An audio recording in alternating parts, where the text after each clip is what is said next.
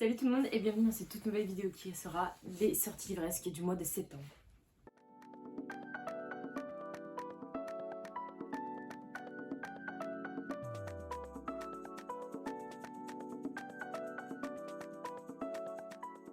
On change pas les bonnes habitudes, du coup on va passer directement aux sorties des formats poche. Et le premier que je me suis noté étant En descendant la rivière, donc c'est écrit par Édouard Abeille et on est sur un livre qui parle de nature et un petit peu en mode sauver la planète, défense de l'environnement et pourquoi pas.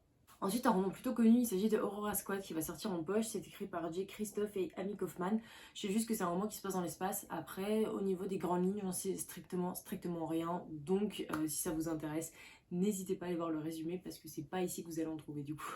Un roman un petit peu plus feel good, tranche de vie, je me suis notée de la bibliothèque des bienheureux.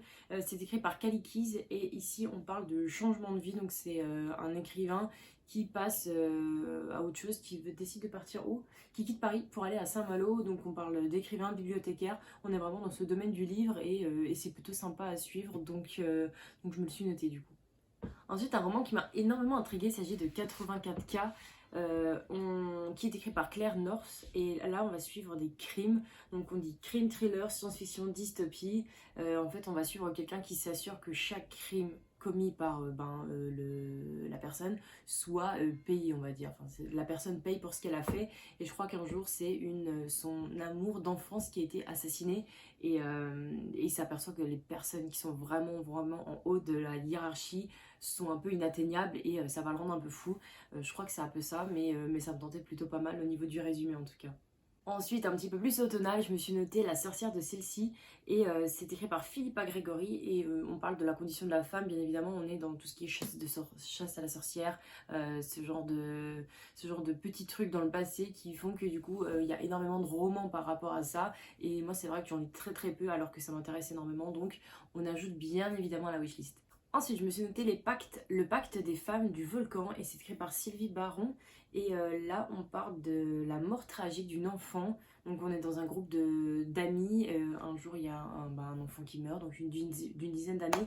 Et 10 ans plus tard, en fait, cette personne qui était censée être morte réapparaît. Donc, je sais pas trop comment va être tournée l'histoire. Je sais juste que c'est une fille qui est partie de sa ville natale, entre guillemets, qui revient du coup là où la scène s'est passée. En fin de compte, elle s'aperçoit que la personne n'est pas vraiment décédée, voyez-vous. Donc ça m'intrigue énormément. Je me suis noté l'agence Monde Étrange. C'est écrit par L.D. Lapinski. Et on parle de voyage à travers les différents mondes. Et ça me fait penser un petit peu à... Comment ça s'appelle je vous mettrai la couverture. Où on parle en fait d'un voyage, une personne qui voyage dans un hôtel. Je sais plus comment ça s'appelle, qui voyage dans un hôtel. En fait, à chaque fois qu'il ouvre une porte, il va dans un nouveau pays. Et ben là, ça me fait penser un petit peu à ça, sauf que c'est dans un monde différent. Donc, quel genre de monde va-t-il trouver? Suspense. Ensuite, j'ai mis le livre de M de Peng Shepard.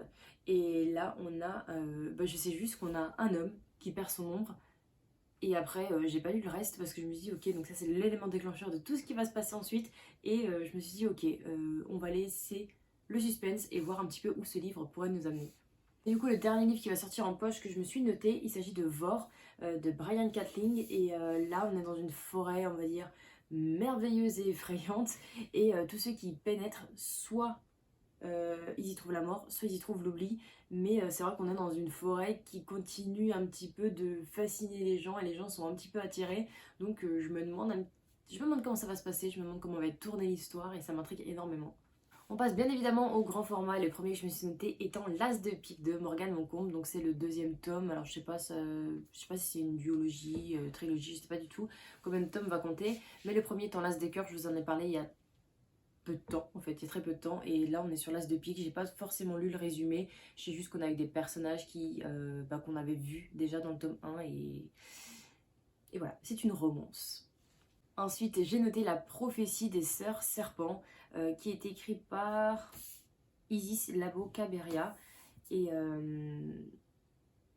on va suivre une jeune fille qui s'appelle Naïla, qui va passer en fait l'été en Martinique chez sa grand-mère. Et ça l'enchante pas vraiment, je crois qu'elle habite sur Paris. Et elle, très clairement, elle n'est pas forcément chaude pour y aller.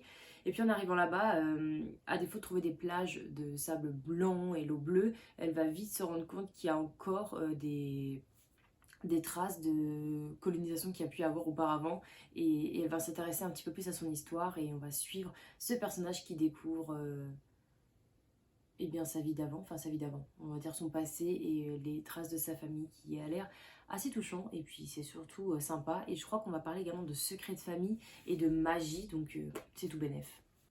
Ensuite je me suis noté La Nurse du Yorkshire qui est écrit par Tracy Halls. Nous sommes en Angleterre et nous vivons un drame familial et on va sur une nounou qui est dans cette famille et qui va un peu fermer les yeux sur ce qui se passe pour éviter de revivre un événement tragique qui s'est passé auparavant dans sa vie, mais lequel? Un petit thriller, je me suis noté Ton jour viendra, qui est écrit par Kimberly McCrae. Et là, j'ai juste noté la petite phrase d'accroche qui a marqué souvent sur les couvertures. Et si vos meilleurs amis étaient capables de tout? Enfin, qui étaient capables du pire, pardon. Donc voilà, hâte. Un autre roman qui m'intrigue fortement, il s'agit de Hidden Picture. Et c'est écrit par Jason Reculac. Voilà. Nous suivons Mallory qui sort d'une cure de désintox et elle va trouver un job de nounou dans une famille. Donc elle devient babysitter, tout se passe bien, elle s'entend bien avec le garçon qui s'appelle Teddy. Et puis un jour, ce fameux Teddy, il dessine énormément, voilà, il dessine de tout, c'est super mignon, voilà. Sauf qu'un jour, il va dessiner le corps d'une femme sans vie et là, tout va basculer, elle va se poser énormément de questions et puis elle va faire à suivre, quoi. Ensuite, j'ai noté Les Ombres de Rookhaven, qui est écrit par Padraig Kenny et Edward Bettison, pardon. Et là, c'est juste un roman fantastique et ça se passe dans un manoir, j'en sais pas plus, je pense que c'est un genre de young adulte ou un jeunesse. Et ça m'intrigue pas mal parce que les couvertures, elles sont assez belles déjà, donc ça attire l'œil. Et ensuite, le résumé, c'est vrai que je lis très peu parce que j'aime bien arriver à l'aveugle dans certains romans, donc là, ça me suffit pour l'ajouter à ma wishlist. Ensuite, je me suis notée Sankalpa de Magali Collin. C'est un voyage initiatique. On va apprendre la signification du mot Sankalpa. Et j'ai vu un petit peu le résumé, ça m'avait fortement intriguée. Mais c'est un petit peu le truc de retrouver une part de soi à travers un voyage, voyez-vous. Donc voilà, j'aime bien les voyages et encore plus quand on peut découvrir un petit peu plus de choses sur nous-mêmes. Donc c'est parti. On ajoute également la wishlist. Je me suis ajouté, et celui-là il est vraiment dans mon top de livres qui m'intrigue fortement. Il s'agit de Gamine, écrit par Emmanuel Rey. On va suivre Judith qui a 16 ans et Colin qui a 32 ans, qui vont avoir un coup de foudre, mais leur histoire d'amour, début d'histoire d'amour, va virer très très vite au cauchemar. Je ne sais pas ce qui s'est passé, mais forcément on peut parler de la différence d'âge qui va poser énormément de problèmes, ou alors des choses qui peuvent se passer notamment à Colin, plein de trucs, et ça m'intrigue fortement et j'espère que ce sujet va être très très bien traité, donc j'ai hâte de le lire en tout cas et de me le procurer. Ensuite, je me suis noté Riposte qui est écrit par Louisa Red. Et ici, on va parler de harcèlement scolaire. Donc voilà, en ce moment, c'est vrai que j'aime beaucoup parler de ce genre de sujet un petit peu plus sensible parce que j'en lis très peu et ça m'intrigue fortement. Et j'aime bien le voir comment c'est raconté, entre guillemets, dans la littérature parce que je trouve ça important, surtout pour des romans young adultes. Je pense que c'est bien quand c'est bien écrit parce que du coup ça permet peut-être aux adolescents de pouvoir s'ouvrir un petit peu plus. Donc j'ai hâte de vous en parler parce que c'est sûr que je vais le lire, en tout cas celui-ci. Un autre roman que je me suis noté s'agit du Secret de Night Silver, est écrit par Annalise Avery et je sais juste qu'on est dans de la fantasy pour enfants. Voilà. À mon dernier livre grand format que je me suis noté, du coup, il s'agit de La Forêt pourpre, écrit par Algernon Blackwood. Et là, on se trouve dans l'arrière-pays sauvage du Canada et c'est début de l'automne, donc je me dis que c'est un peu parfait au niveau de la saison. Après, au niveau du contenu, je sais pas trop ce que ça peut donner, mais pourquoi pas le tenter. Un roman, alors celui-ci, j'ai peur qu'il soit un peu trop jeunesse, mais le contenu m'intriguait fortement. Il s'agit de Girl in Real Life, écrit par Tamsin Winter, et on va suivre une adolescente qui a à peu près 13 ans, je sais pas comment elle s'appelle, mais elle est suivie par énormément de personnes sur les réseaux sociaux. On est sur des parents qui mettent vraiment en avant leurs enfants sur les réseaux. Et elle peut pas porter ce qu'elle veut, elle peut pas manger ce qu'elle veut, elle peut pas aller où elle veut entre guillemets au niveau des voyages et tout est calculé, tout est sponsorisé. Et puis le jour où elle a ses règles en fait, et ben ses parents décident tout simplement de le montrer au monde entier quoi, parce que c'est l'arrivée du corps de la femme entre guillemets, ils se disent que c'est vraiment médiatique et elle va péter les plombs et elle décide en fait de changer du tout au tout de vie. Alors je sais pas exactement ce qu'elle va faire, j'imagine qu'elle va se rebeller au niveau des parents ou de ce qu'elle a vécu jusqu'à maintenant et voilà, donc j'ai envie de savoir comment est traité le sujet, mais j'ai peur qu'au niveau de l'âge de l'enfant, et bien du coup on soit vraiment sur un roman trop jeunesse. mais voilà, si je le tente pas, je le saurai jamais en fait.